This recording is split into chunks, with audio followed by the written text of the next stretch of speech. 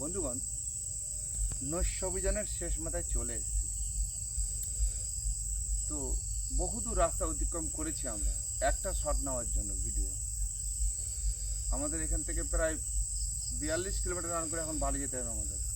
রাত 2টো বেজে গেছে। তো আমরা এইটাই লাস্ট যে জায়গাটা এসেছি, একটা ভয়ঙ্কর জায়গা। এখানে কোনো মানুষ নেই, পুরো জনশূন্য এলাকা, বহুদূর পর্যন্ত কোনো গ্রাম নেই। তো এখানে একটা জংলা টাইপ, বট গাছ টট গাছ নেই, কী সব বড় বড় গাছ আছে। আমরা এখানে দাঁড়িয়েছি, এই জায়গাটা আপনাদের দেখাবো। লাস্ট টাইমে বেরিয়ে যাব।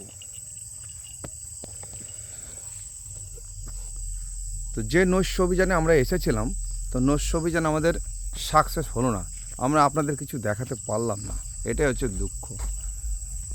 পুরো এলাকা বহুদূর লাইন, অনেক দূরে সব গাছগুলো আছে। আমি জানি না এসব কারা বাস টাস করে, সব লোকজন যাওয়া আসা করে হয়তো,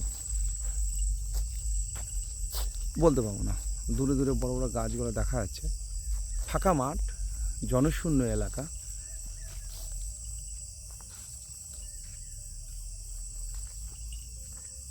অনেক দূরে গ্রাম। এসব জায়গায় মানুষ আসে, সব আতঙ্কি এলাকা।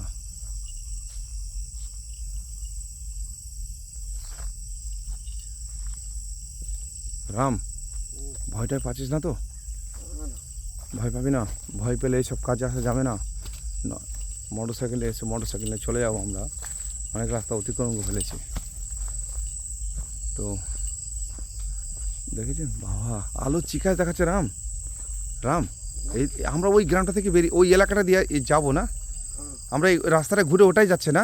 ওটা মেন রোড, ওটা মেন রোড, ওটা দিয়ে এসছি। তাহলে হতে পারে ওটা মেন রোড। হ্যাঁ, ওখানে যাবো আমরা।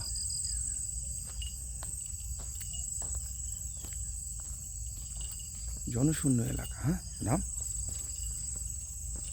প্রচুর বৃষ্টি হয়েছে। বৃষ্টি হওয়ার কারণে এরকম হয়ে গেছে। প্রচুর গাছ গোছালি আছে এখানে।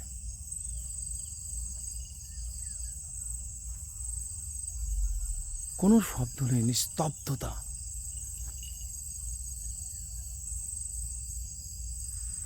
ঠিক আছে,